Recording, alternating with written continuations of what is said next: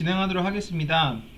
기본적으로 치료법은 없죠. 왜냐하면 바이러스이기 때문에 바이러스는 치료법이 많지가 않아요. 그래서 뭐 바이러스를 잡는 약이 몇 개 있긴 한데 세균에 사용하는 항생제처럼 그렇게 탁월한 효과를 보이는 게 별로 없습니다. 그래서 지금 요새 뭐 코로나 바이러스 걸렸을 때 뭐 람데시비르 이런 약 먹으면 괜찮다 뭐 한 요 정도 얘기만 있잖아요. 완전히 치료할 수 있는 그런 치료제 같은 게 있는 게 아니에요. 이제 그러다 보니까 바이러스 같은 경우는 몇 가지 뭐 후보 물질이 있긴 하겠지만 완벽하게 이제 치료할 수 있는 것들은 없다고 보셔도 되고, 마찬가지로 백신도 아직 개발된 것이 없고, 결국은 이제 대증요법이죠. 그래서 어떤 그 출혈 같은 게 생기든지 탈수가 있든지 온도가 올라가든지 뭐 해열제를 주든지 수혈을 하든지 수액을 주든지 이런 식으로 증상에 대처해서 하는 대증요법만 있다고 보시면 되고, 다만 이제 그런 대증요법 같은 거 하기가 쉽지가 않은 게 기본적으로 이런 피라든지 이런 데 아까 접촉되거나 아니면 뭐 에어로졸을 통한 공기 전염도 지금 가능하다는 식으로 나와 있는데, 어쨌든 전염이 되면은 전염된 의료진이나 이런 경우도 치명률이 한 50에서 90%는 사망할 수 있는 거다 보니까 굉장히 치명적이죠. 그래서 기본적으로 가건물 같은 거, 가건물이라고 하는 거는 이제 검체 같은 거라고 보시면 돼요. 뭐 침이라든지 그런 거는 레벨 4라고 돼 있는데 이게 바이오 세이프티 레벨이에요. 그래서 4가 제일 높은 건데 우리나라에 4가 있는 시설이 제가 알기로는 아마 없을 거예요. 제일 높은 게 3이고 3이 있는데도 몇 군데 되지 않습니다. 대부분은 2예요. 그래서 한 이 정도 되는 그런 시설에서만 취급할 수 있다고 하고, 치료제가 뭐 있긴 한데 확실한 치료법은 없습니다. 에볼라는 76년도에 뭐 콩고 민주공화국에서 첫 발견이 돼가지고 지금 이제 아프리카 쪽에서는 뭐 주기적으로 발생된다고 하고, 아직 아프리카 대륙 외에 유의미한 발병국은 없음. 이게 퍼져나가기 시작하는 순간 엄청난 문제가 되겠죠. 다행히 아프리카에만 지금 한정되는 편인데, 여기가 이제 발생되는 데라고 해요. 그래서 이제 아프리카 원래 이렇게 크게 있죠, 대륙이. 그러면은 이 위쪽 있는 데가 사하라 사막 있는 데거든요. 사하라 사막 이남 지역으로 이렇게 쭉 발생하고 있다고 보시면 됩니다. 그래서 발생 이제 되고 이런 데는 아프리카에서도 어떤 특정 지역에, 여기 이제 서남 아프리카 쪽인데 지역에 많이 한정이 돼 있는 편이지만, 어쨌든 언제든지 이게 좀 퍼져나가든지 이러면은 크게 문제가 될 수 있다. 서아프리카 에볼라 유행 1976년 발견 이후에 역사상 가장 큰 규모의 에볼라 유행이 있었다고 합니다. 그래서 2013년 12월부터 시작돼서 23,000명이 감염되고 9,400명이 사망을 했대요. 그래서 이 정도 되면은 정말 아까 얘기한 대로 한 40-50% 정도는 지금 사망을 한 상황이고, 그리고 사망을 안 했다고 하더라도 심장이라든지 간에서 이렇게 출혈이 되면서 장기가 손상이 되기 때문에 후유증이 굉장히 크겠죠. 그리고 아프리카 같은 곳이 이제 어떤 의료라든지 이런 것들이 이제 잘 돼 있는 것도 아니고, 보면 시에라리온, 뭐 기니, 라이베리아, 코트디부아르 뭐 이런 나라들이 사실은 뭐 그렇게 의료나 이런 거에 대해서 잘 컨트롤하기가 조금 어려운 나라잖아요. 그리고 이제 23,000 몇 명이라는데 이런 통계도 사실 정확하지가 않아요. 그쵸? 제대로 이제 통계 잡히고 이런 게 아니다 보니까 좀 보건 수준이 좀 낙후된 아프리카에서 이런 것들이 이제 통계가 정확하지 않다. 그래서 어쨌든 아프리카 쪽에서 이제 지속적인 연간 이제 발생되는 건데 2014년도에 확 늘었잖아요. 그렇다고 하더라도 기본적으로 계속 많고 적고 이 차이만 있을 뿐이지, 그래도 발생은 이제 꾸준하게 이루어졌다고 보시면 돼요. 그래서 보시면 뭐 치명률 같은 경우는 이게 나와 있는 퍼센트가 치명률인데 뭐 88%였던 적도 있고 100%였던 적도 있고 44%였던 적도 있고 25% 낮았던 적도 있고, 그래서 보시면은 요 전체 중에서 까만 정도가 이제 치명률 정도예요. 보시면 그래도 한 절반 이상 정도는 치명률이 유지되고 있죠. 이 정도면은 굉장히 치명적인 질병이라고 보시면 되고, 아까 말씀드렸듯이 간이라든지 신장 같은 장기에서 다발성으로 출혈이 이루어지고 뭐 기본적으로 뭐 점막이 있는 뭐 입이라든지 아니면은 그 다음에 아까 출혈 반점 같은 거 생긴다 그랬죠. 여러분들이 혹시 팔에 막 이상하게 반점, 여러분 키우는 강아지도 마찬가지예요. 뭐 배라든지 팔이라든지 어쨌든 피부 쪽에 뭐 빨간 반점 같은 게 굉장히 많이 생기고 몸에 막 퍼져나간다. 피부병이 아닌데도 불구하고 그러면은 그런 거는 어떤 뭐 혈소판 감소든지 아니면 출혈을 이제 컨트롤하는 쪽에 문제가 생겼을 경우가 많아요. 그렇게 될 수 있고 마버그 같은 경우는 발생이 67년도에 이제 발견이 독일에서 됐다 그랬죠. 그래서 아프리카 쪽에서 발생이 좀 됐었고 소련이라고 하면 지금 러시아죠. 에볼라를 무기화하려던 실험실에서 사고가 나서 원숭이가 한 마리 탈출했어요. 그래갖고 이걸로 연구원이 한 명이 감염되고 사망된 경우도 있었고 이거를 무기화하려고 했대요. 얼마나 그죠? 이건 지금 마법을 얘기하는데 그렇게 되고 지금까지 어쨌든 조금씩 발병이 되고 있다. 마버그 같은 경우도 이제 아프리카 쪽으로 주로 이제 한정이 돼서 발생하고 있고 에볼라 발생한 데랑 이제 조금 비슷하죠. 네. 두 번째 질병은 이제 앵무병이에요. 앵무병 이름이 어떤 것 같아요? 앵무새가 걸리는 병 같죠? 실제로 앵무새가 걸리는 병이에요. 그래서 인수공통 전염병이기 때문에 주로 앵무새 같은 조류가 걸려서 사람한테로 전염이 되게 되고 자, 사람이 조류를 통해서 전염되면은 어떤 조류에 많이 전염될까요? 이렇게 앵무새 같이 키우는 조류에 전염될 수도 있고 그 다음에 비둘기 같은 야생 조류에 의해서 전염되는 경우도 있고 그 다음에 키우는 조류에 대해서 먹기 위해서 어떤 산업적인 목적을 위해서 경제적인 목적을 위해서 키우는 조류를 통해서 감염되는 경우도 있죠. 뭐 닭이나 오리를 통해서 감염된다든지 어쨌든 조류도 굉장히 이제 사람의 생활이랑 밀접한 관계가 있다 보니까 다양한 경로를 통해서 감염이 될 수 있고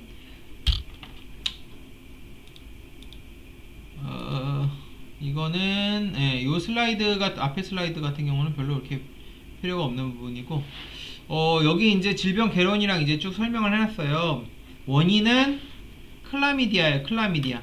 혹시 클라미디아 제가 그때 우리 첫 시간인가 둘째 시간인가 얘기했었는데 기억나세요? 클라미디아 뭔지? 세균이랑 바이러스가 있고 세균이랑 바이러스의 차이점은 세포 내에서 살 수 있냐 없냐 요 차이라 그랬잖아요. 클라미디아랑 리케치아 이런 애들은 세균에 가까워요. 거의 세균이라고 봐도 되는데 특이하게 세포 안에서만 바이러스처럼 세포 안에서만 좀 살아갈 수 있는 그런 애들이라고 보시면 됩니다. 그래서 우리가 세균으로 보통 분류를 많이 하기도 하는데 엄밀하게 얘기하면 또 세균이 아니에요. 그래서 리케치아나 클라미디아 같은 리케치아가 일으키는 질병 우리 배운 거 뭐 있어요? 리케치아가 일으키는 질병 쯔쯔가무시가 리케치아가 일으키는 질병이었죠. 그쵸?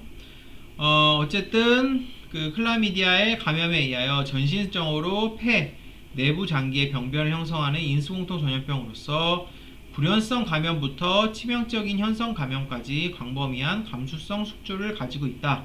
일명 앵부병이라고 한다. 그래서 불연성 감염이라는 거는 증상이 안 나타나는 거고 현성 감염이라는 거는 질병이 딱 발현이 되는 거예요. 그럼 증상이 나타나면서 죽든지 살든지 아프든지 하겠죠. 스위스의 이 사람이 라이터 이름 정확하게 발음은 모르겠고 최초로 인체 감염 보고된 바 있고 그 후에 산발적으로 증례가 보고됐다. 처음에는 이게 새한테만 걸려서 앵무새한테 걸려서 이게 이제 앵무병이라 부르다가 나중에 올리솔로시라 그러면은 이게 뭐냐면 조류학 뭐 이런 거예요. 그러니까 조류 질병이라고 부르다가 그러다가 나중에 클라미디아로 명칭이 바뀌었어요. 그래서 지금은 사실 정확하게는 그냥 이제 클라미디오시스 아니면 클라미디아 감염증 이런 게 조금 앵무병보다는 정확한 얘기인데 그거는 왜 그러냐면은 처음에는 앵무새라든지 이런 새만 걸리는 줄 알고 아까 얘기한 이것도 결국은 새를 얘기하는 거거든요. 그래서 새한테만 걸리는 줄 알았는데 나중에 보니까 원인이 클라미디아가 돼서 다른 동물들한테 심지어 사람한테도 걸리는 거를 우리가 확인을 하고 이름이 이제 바뀐 거죠. 그래서 이름은 이제 앵무병이라고도 부르고 이게 피가 이제 묵음이에요. 그래서 시타코시스라고 불러요. 앵무병이라고 하면 시타코시스. 그래서 특히 1929년부터 30년에는 각지에서 남미로부터 수입된 조류를 감염원으로 하는 유행이 발생돼요. 중요한 인수공통 전염병의 하나로 관심이 집중됐다고 하고요. 아까 말씀드렸듯이 야생 조류뿐만 아니라 소라든지 돼지라든지 다 감염이 되는 것이 확인이 되었고, 이것이 이제 앵무병이 사람한테 감염이 되게 되면은 폐렴을 주체한다는 게 뭐지? 잘못 쓴 것 같아요. 예, 주증으로 하는 급성 감염 같은 걸 이제 일으키는 거예요. 그래서 사람한테 감염이 돼서 폐렴을 일으킬 수 있고, 기본적으로 이제 연령 분포의 폭은 넓은데, 나이가 젊고 건강한 사람들은 잘 이제 걸리지는 않는 것 같고, 주로 나이 들고 이제 노령이 되면은 걸리는 것 같고, 이 질병 같은 경우는 캣 스크래치 피버로 보고되기도 하면 이렇게 돼 있지 않아요? 이게 무슨 뜻이냐면 뭐 이렇게 중요한 건 아닌데, 캣이 고양이 스크래치 뭐죠? 스크래치 됐어. 긁었다 이거죠? 고양이가 핥혀요. 그러면은 고양이 발톱에 있는 어떤 세균으로 인해서 사람이 질병에 감염되는 경우가 있어요. 그거를 발톱 핥힘병, 뭐 고양이 발톱 핥힘병 뭐 이런 식으로 부르기도 하고, 그냥 영어로는 캣 스크래치 피버라고 부르기도 해요. 캣 스크래치 피버에 의해서 발생될 수 있는 질병이 이제 몇 가지가 있어요. 그러니까 고양이한테 물리게 되거나 핥히게 되면 위험하죠. 그래서 고양이한테 핥혀서 발생될 수 있는 질병이 몇 개 있는데, 그 중에 이제 사실 제일 알려진 것이 발토넬라라고 하는, 발톱에서 걸려서 발토넬라인지 모르겠는데, 발토넬라는 이제 영어로 발토넬라라는 세균이 있어요. 발토넬라라는 세균이 그 고양이가 스크래치를 내가지고 그거에 의해서 감염되는 경우가 있어요. 그리고 지금 우리가 배우는 클라미디아 역시 고양이의 스크래치로 감염이 될 수도 있다, 이렇게 보고가 되기도 했다고 합니다.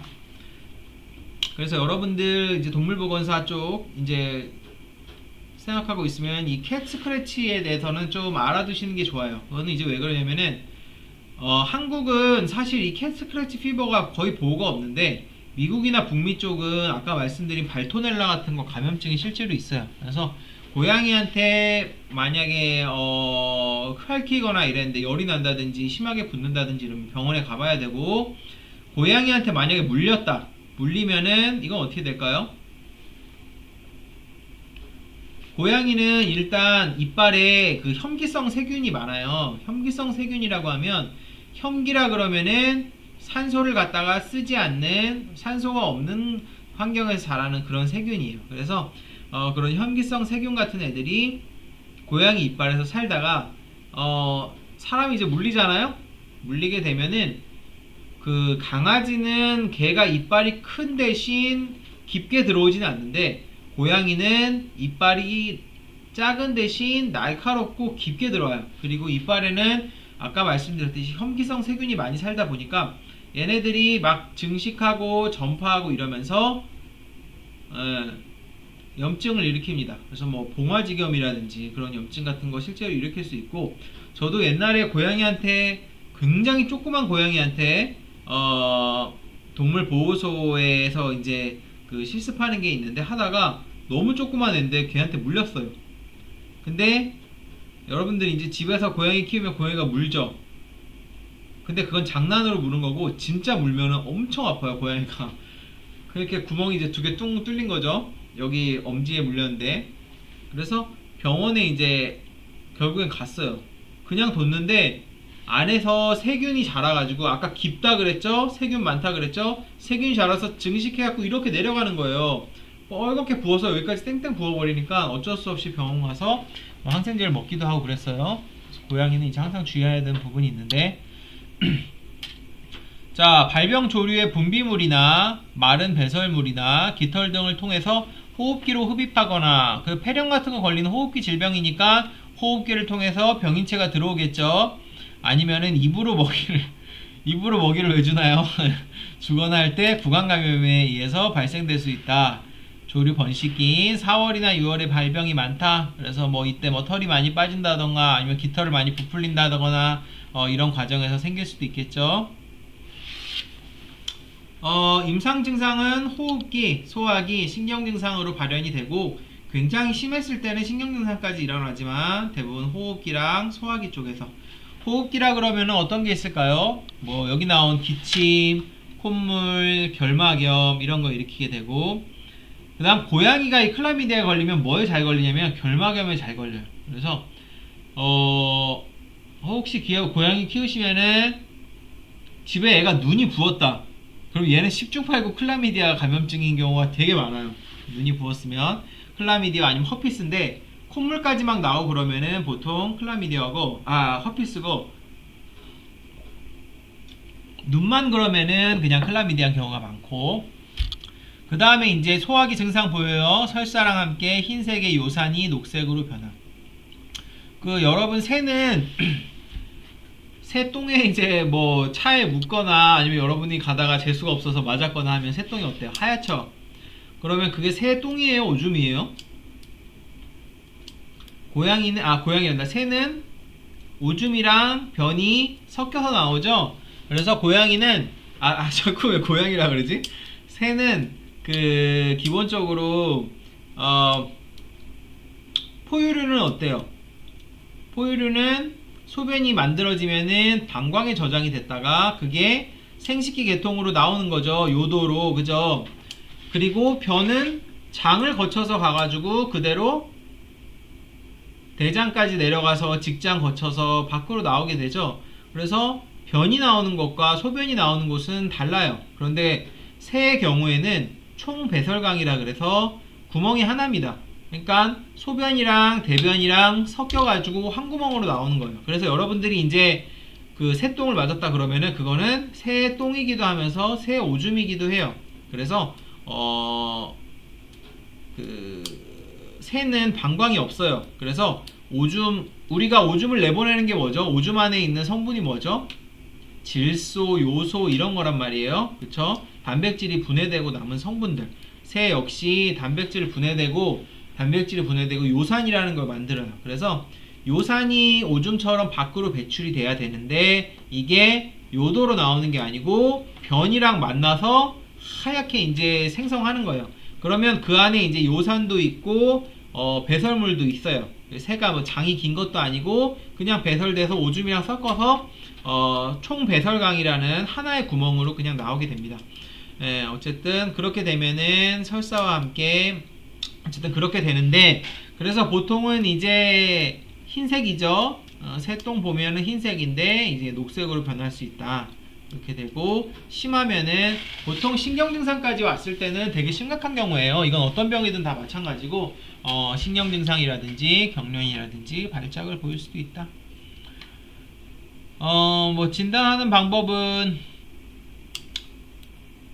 콧물, 눈물 등을 염색하여 현미경상으로 현미경상으로 병을 확인. 이건 현미경으로도 보여요. 세균의 어떤 큰 범주의 세균이기 때문에 세포 안에서만 산다 그랬죠. 그래서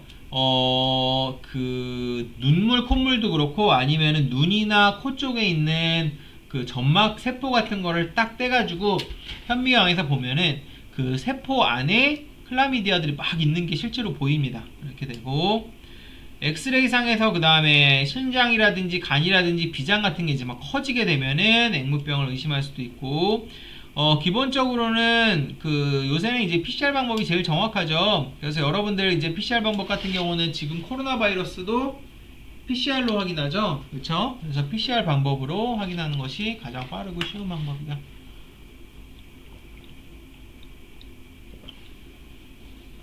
그 다음에 페로피버는 안티바이오틱스로 치료한다. 안티바이오틱스가 항생제예요.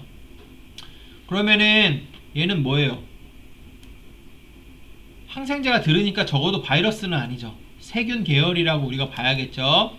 그리고 이런 클라미디아라든지 리케치아 같이 세균이나 바이러스의 약간 중간 성질을 가지고 있는 애들은 뭘로 보통 치료하냐면, 이건 뭐 공중보건학적으로 중요한 건 아니고 오히려 임상적으로 중요한 건데, 테트라사이클린이나 독시사이클린 같은 이런 사이클린 계열로 이제 치료를 합니다. 참고적으로 알아두세요. 사람 감염시 나이가 어리면은 아지스로마이신이라는 항생제를 이용하고, 아지스로마이신은 그 상부호흡기에서 주로 쓰는 항생제예요. 뭐 45일 정도. 이거는 클라미디아 피타치라 그래갖고, 얘가 그 모든 세균은 성이랑 이름이 있다 그랬죠. 클라미디아가 성이고 피타치가 이제 이름이 되는 거라고 보시면 돼요. 그래서 없다면 뭐 설포라마이드라 그래서 이것도 항생제 이름이에요. 예방을 어떻게 잘해야 될까요? 기본적으로 손을 잘 씻어야겠죠. 새를 핸들링 할 때 손을 씻어주고, 다른 새를 만질 때도 손을 씻어줘야 되고, 물론 식품 같은 것들도 청결하게 유지하고, 새로운 새를 입양할 때는 격리하여 관찰하고 합류를 시켜주고, 증상을 관찰하면 즉시 서로 격리해서 전염을 막아준다. 어쨌든 손도 잘 씻고 깨끗하게 해서 새로부터의 감염을 억제하는 게 중요하다. 자, 그 다음에 이제 칸디다증이에요. 그 칸디다증이라는 거는 칸디다가 걸렸을 때 칸디다증이 되겠죠. 이 칸디다라는 애는 간단하게 얘기하면은 효모예요. 효모. 여러분, 효모가 뭐죠? 효모? 맥주 같은 거 만들 때 효모로 만들죠. 그죠? 효모랑 세균이랑 똑같을까요? 자, 세균이 있고 리케치아가 있고, 그 다음 뭐 바이러스가 있고 기생충이 있고, 또 하나 있는 게 뭐냐면은 뭐예요? 진균류라 그래서 곰팡이 계열이 있어요. 그래서 곰팡이 계열은 좀 여러 가지로 진균류는 여러 가지로 나눠지는데, 좀 제일 하등하다고 해야 되나? 그러게 이제 효모류가 있어요. 효모는 발화법이라 그래가지고 요렇게 동그랗게 하나 생기면은 눈사람처럼 하나가 발화가 더 됩니다. 그래서 얘도 이 사이즈로 되고, 요런 식으로 발화되는 방법으로 증식을 하게 돼요. 그 다음에는 그거보다 조금 위에 있는 게 곰팡이에요. 곰팡이. 그래서 곰팡이라든지 뭐 이런 애들은 어때요? 여러분들 많이 곰팡이 보죠? 집에도 많이 피어 있잖아요. 이렇게 막 그 결로 같은 거 생기고 그러면, 그죠? 그 다음에 이제 곰팡이보다 더 이제 조금 더 우등한 계열이 버섯 같은 거, 그죠? 그런 것들도 다 이제 진균류라고 보시면 되고, 캔디다는 그 중에서 효모예요. 효모. 우리가 이스트라고도 부르고 그냥 효모라고도 부르는데, 효모치고는 조금 특이한 부분이 있긴 있어요. 그거는 이따가 설명을 드릴게요. 이 칸디다는 칸디다라고 불리는 효모에 의해서 발생이 되고, 이 효모는 어디서 보통 감염돼서 그런 경우가 있을 수도 있지만, 기본적으로 우리 몸이 가지고 있다가 어떤 컨디션이 많이 안 좋든지 나이가 너무 어리다든지 이런 식으로 면역력이 조금 떨어지는 상황이 있으면은 그냥 기회 감염이라 그래요. 그런 거를, 이런 몸 안에 원래 있던 애들이 기회를 봐서 감염을 시키는 거예요. 그렇기 때문에 동물로부터 직접적으로 전달된다, 그런 인수공통 전염병은 아니라고 보시면 되고, 다만 동물이나 사람이나 다 걸릴 수 있는 그런 인수공통 전염병이라고 보시면 됩니다.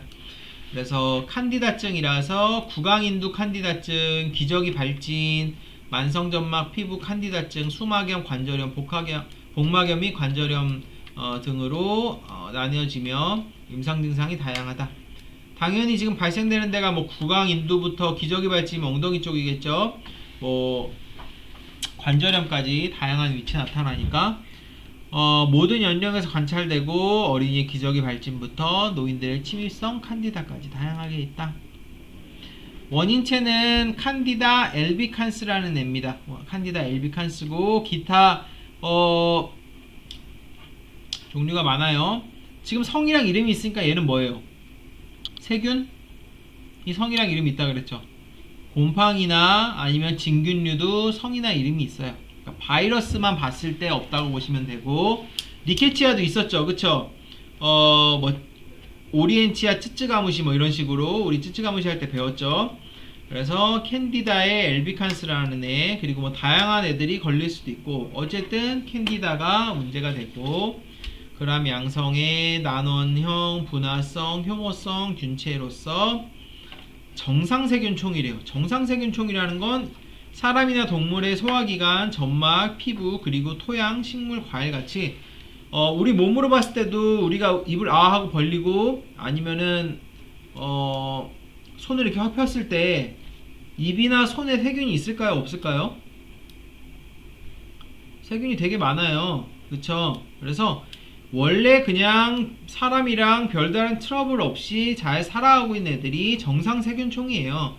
그래서 정상 세균총으로서 크게 문제가 있는 균이 아니고 기본적으로 뭐 사람이나 동물의 소화기관이나 점막이나 피부 같은 데서 평화롭게 살아가고 있는 애들인데, 만약에 사람의 면역력이 떨어진다든지 아니면 심하게 스트레스 받는 상황이 와서 질병에 취약해진다든지 그렇게 되면은 그때 사람도 감염이 되는 거죠. 자, 일단은 감염이 되게 되면은 감염 조직 내에서 균사라든지 가성균사를 형성을 하게 되는데, 여기가 이제 얘가 좀 특이한 부분이에요. 자, 우리가 효모라고 하면은 여러분 혹시 집에 강아지 키우면은 요런 피부병 본 적 있어요?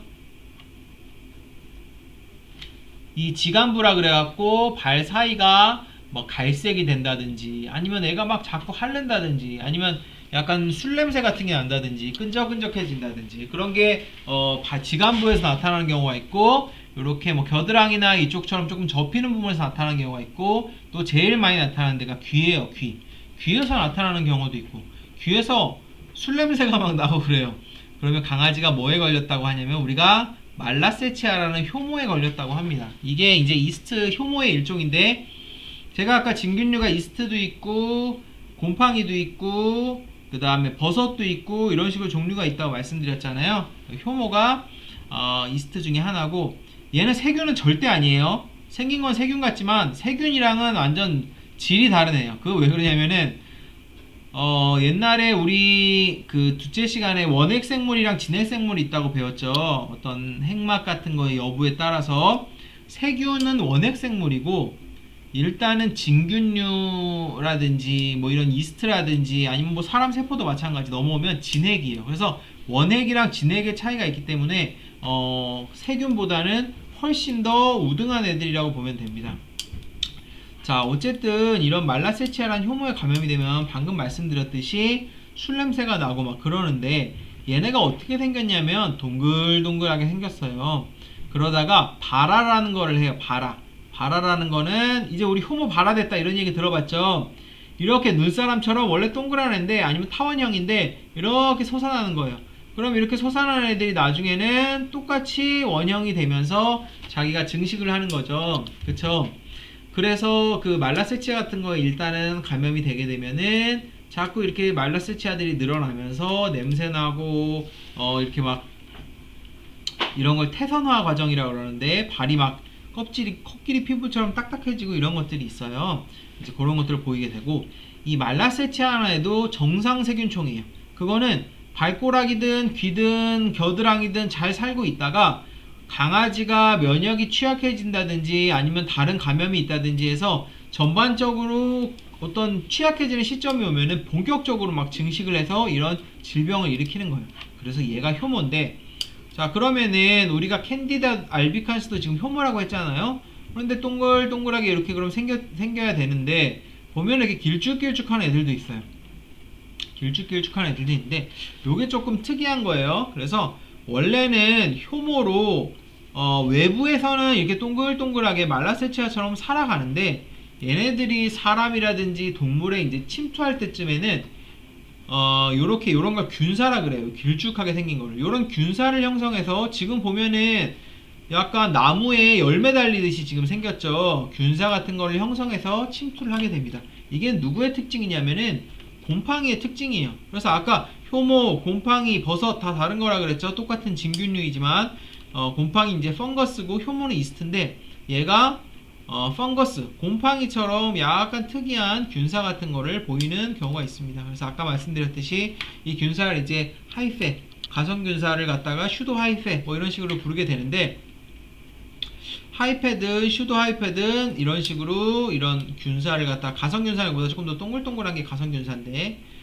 이런 것들을 이제 만들어 가지고 침투를 하게 된다. 그래서 캔디다 알비칸스는 효모이지만 특이하게 약간 곰팡이 같은 성질을 보이기도 해요. 자, 기본적으로 이 칸디다증은 면역력이 떨어졌을 때, 원래 내부에 잘 살고 있다가 면역력이 떨어졌을 때 본격적으로 걸린다고 말씀드렸죠. 그럼 사람이라든지 동물의 면역력이랑 밀접한 관계가 있어요. 그래서 원래는 이제 뉴트로필이라는 거는 호중구, 그리고 T 림포사이트는 그 항체, 우리가 소위 얘기하는 항체에 T셀이랑 B셀이 있어요. 그래서 그런 거, 그다음 마크로포지는 이제 대식구라는 거, 그런 것들이 이제 원래 막아주는데, 백혈구가 감소된 환자가 있는 경우에는 칸디다가 막 들어오겠죠. 왜? 면역이 떨어져 있으니까. 에이즈 같은 경우에도 마찬가지예요. 여러분, 에이즈에 걸리게 되면은 에이즈 걸려서 죽는 게 아니라 에이즈 때문에 면역력이 떨어져요. 이 에이즈가 뭐의 약자냐면 후천성 면역 결핍증의 약자예요. 그래서 에이즈에 걸리게 되면은 면역력이 확 떨어지게 되면서 이렇게 내부에 살던 칸디다라든지 아니면 다른 곰팡이성 질병이 입 안이라든지 몸 전체라든지 발생하면서 사망하게 됩니다. 그런 합병증으로. 그래서 당연히 면역력이 떨어졌을 경우 많이 걸린다 그랬으니까 에이즈 같은 거 걸린 환자는 걸릴 수 있겠죠. 아까 말씀드렸듯이 외부의 감염원보다는 내인성 감염원이 되는 경우가 많고, 그래서 당뇨병, 결핵, 매독, 암, 비만, 어쨌든 이런 것처럼 어떤 면역력이랑 관계된 질병이 있을 때 원래 몸에 있던 칸디다에 의해서 내인성 전염원에 의해서 감염이 더욱 흔하게 일어난다.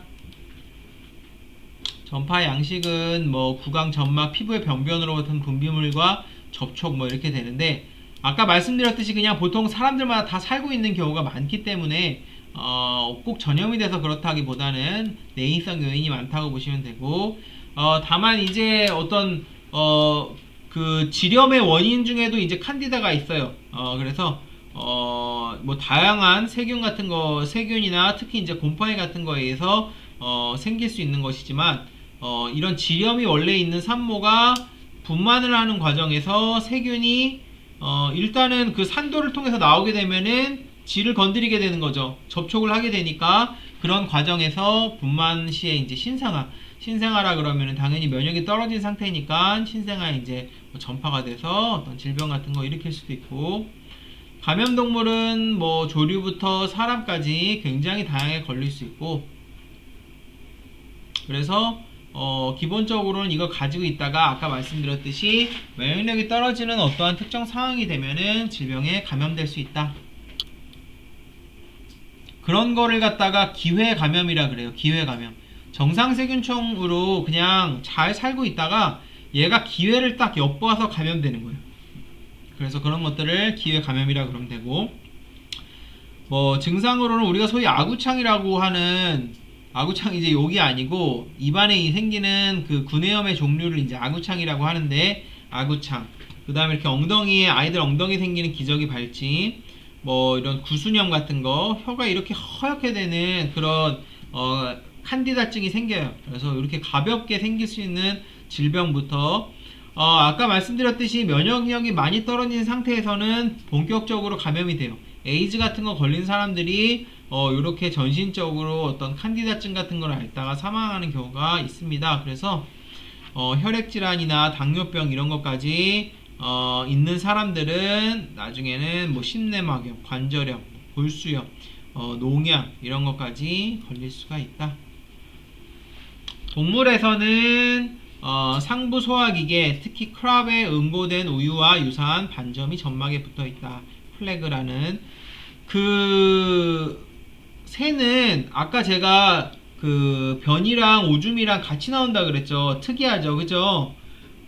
근데 또 특이한 게 뭐냐면은 그 새는 위가 두 개예요. 그래서 여러분 혹시 그 닭똥집 같은 거 아세요? 닭똥집 같은 거 보면은 근위라 그래서 새는 부리만 있고 이빨이 없잖아요. 음식을 그냥 먹어요. 그러면은 이게 크랍이라고 하는 어떤 모이 주머니 같은 게 있어요. 또 식도 같은 데 안에 이렇게 약간 주머니 같이 볼록하게 나온 데가 있고, 거기서 이제 내려와서 그 근위로 내려가요. 근위로 내려가면은 그게 우리가 얘기하는 닭똥집 뭐 이런 거예요. 닭근위 뭐 이런 거예요. 그 안에 그 뭐 모래 이런 게 있어가지고 얘네들이 막 이빨이 없는 상태니까 소화가 안 돼서 내려왔을 거 아니에요. 이런 음식을 잘게 부셔요. 거기서는 흡수가 안 되고 또 하나 밑으로 내려가면은 일반적인 포유류의 위와 비슷한 위가 있어요. 그래서 그 위에서 일단 소화가 되는데, 어쨌든 방금 말씀드린 어떤 그 크랍이라고 하는 어떤 그 식도의 어떤 주머니 같은 거에 반점 같은 게 하얗게 생길 수 있고, 동물의 경우에는 유방염이나 유산을 유발할 수도 있다. 유방염 일으키는 거 뭐였었죠? 우리 뭐 배웠죠? 앞에서 스트랩토코커스, 아갈렉시아 같은 거, 그죠? 그 다음에 아직 배우지 않았지만 병원성 대장균 같은 것도 유방염 일으킬 수 있다고 했죠. 그 유방염 유산 일으키는데, 소에서는 유방염 유산 일으키면은 경제적인 피해가 막심해요. 젖소를 키우는 게 우유 짜려고 하는 건데 유방염 걸리면은 피해가 막심하겠죠. 그 다음에 1년에 한 번씩 새끼 낳고 이래야 되는데 유산 일으키면은 또 피해가 막심하고, 그리고 새끼를 낳아야지 젖이 나와서 그거 우유를 짜가지고 또 우유를 파는데 애기가 새끼를 그 젖소가 새끼를 못 낳으면은 어떻게 되겠어요? 우유가 안 나오죠. 그러면은 얘는 우유를 짤 수가 없으니까 마찬가지로 피해가 크겠죠. 잠깐 쉬었다 하도록 하겠습니다.